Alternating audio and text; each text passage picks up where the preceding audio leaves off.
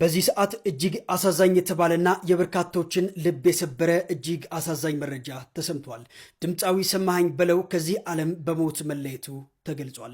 በሀገራችን የባህል ሙዚቃ ዘርፍ ታዋቂነትን ያተረፈውና በብዙሃኑ ዘንድ ሰሜ ባላገሩ እየተባለ የሚጠራው ተወዳጁ ድምፃዊ ሰማኸኝ በለው ህልፈት መሰማቱ ተከትሎ እጅግ በርካታ ኢትዮጵያውያን በዚህ ሰዓት ሀዘናቸው እየገለጹ ይገኛሉ። ድምፃዊ ባደረበት የድንገተኛ ህመም ምክንያት በሕክምና ሲረዳ ቆይቶ ዛሬ ሰኔ 8 ቀን 2018 ዓ.ም ከዚህ ዓለም ህይወቱ ማለፉ የቅርብ ቤተሰቦቹ አረጋግጠዋል። ለድምፃዊው ነፍስ ይማር እንዲሁም ደግሞ ለአድናቂዎቹና ለቤተሰቦቹ ፈጣሪ መጽናናትን ይስጥልን። ድምፃዊው ከመሞቱ ጥቂት ቀደም ብሎ በነበረው የክብደት መቀነስ ፈታኝ ጉዞ ላይ በ7 ሳምንታት የሕክምና ክትትል ብቻ 10 ኪሎ መቅለል መቻሉን በከፍተኛ ተነሳሽነትና ደስታ ገልጾ ነበር። በወቅቱም ሕክምናውን በቅርበት ለሚከታተሉለት ባለሙያዎች ያለውን ጥልቅ ምስጋና እያቀረበ ለተመልካቾቹም ከጥረቴን አበረታቱኝ እወዳችኋለሁ በማለት ያሳየው የቀረቤታና የትህትና መንፈስ የብዙዎችን ልብ የነካ ነበር።